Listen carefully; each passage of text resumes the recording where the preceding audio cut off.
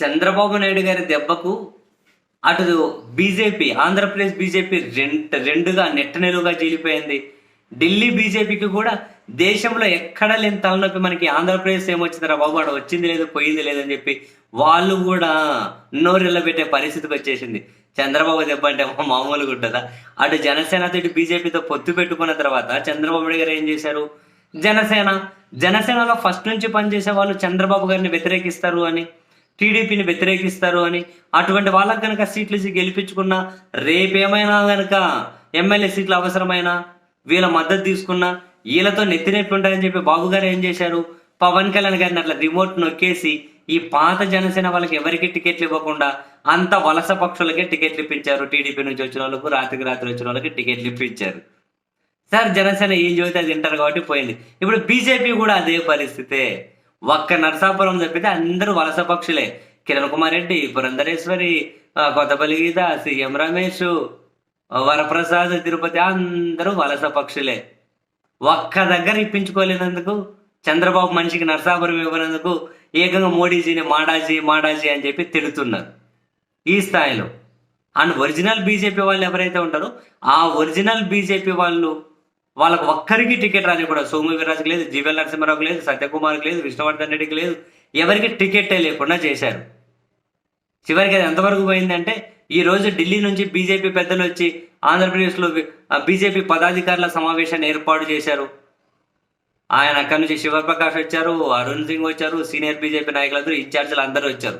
కానీ ఆ సమావేశానికి సోము వీర్రాజు డుమ్మా కొట్టారు, విష్ణువర్ధన్ రెడ్డి డుమ్మా కొట్టారు, జీవీఎల్ నరసింహారావు డుమ్మా కొట్టారు, సత్యకుమార్ డుమ్మా కొట్టారు. ఎందుకంటే నెట్టనిలుగా జీలిపోయింది బీజేపీ. మాకు టికెట్లు ఇవ్వనీయకుండా చంద్రబాబు చెప్పిన మనుషులకే పురంధరేశ్వరి బ్యాచ్ తింటున్నారు, వాళ్ళు ఆ సమావేశానికి మేమేం పోదామని చెప్పి బాయ్కాట్ చేసి పెట్టేశారు. ఇలా కొంతవరకైనా కనుక వీళ్ళ వేడి చల్లార్చాలని చెప్పి సోము వీర్రాజును అనపర్తి టికెట్ మీద పోటీ చేయమని చెప్పి బీజేపీ అడుగుతుందట. ఏం చేస్తాడు పోటీ చేసి? ఆ పట్టణానికి ఒక అధ్యక్షుడు లేడు, బీజేపీ క్యాడరే లేదు.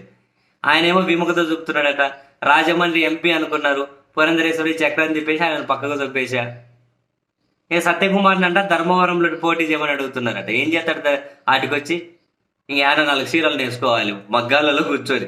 సత్యకుమార్ ధర్మవరానికి వచ్చి ఏం చేస్తాడు? ఎక్కడి సత్యకుమార్ ఎక్కడికి వస్తాడు? ఏం చేస్తాడు ఆయనకు అక్కడికి వచ్చి? ఆయన్ని పోటీ చేయని చెప్పి చెబుతున్నారట. అంటే అక్కడ టీడీపీ నుంచి పరిటాల శ్రీరాము, ఇటు బీజేపీ నుంచి వరదాపురం సూరి, ఒకరి మధ్య ఒకరు ఆధిపత్యం ఉంది. ఎవరికి టికెట్ ఇచ్చి ఇంకొకరు పనిచేయరు కాబట్టి ఏదో బీజేపీకి ఘాటిని కట్టేద్దామని చంద్రబాబు అనుకున్నట్టున్నాడు.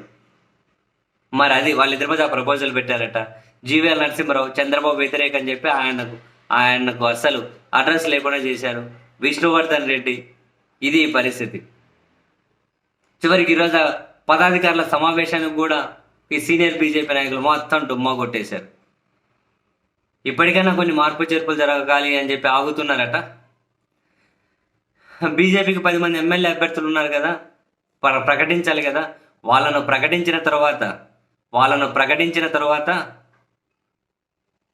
వీళ్ళకు చెప్పినట్లు కనీసం కొంతవరకైనా పాత బీజేపీ వాళ్ళకి ఇవ్వకుండా మొత్తం చంద్రబాబు మనుషులకి ఇచ్చారనుకో, ఈ పాత బీజేపీ వాళ్ళందరూ బయటకు వెళ్ళిపోయే పరిస్థితులు అయితే కనిపిస్తూ ఉన్నాయి.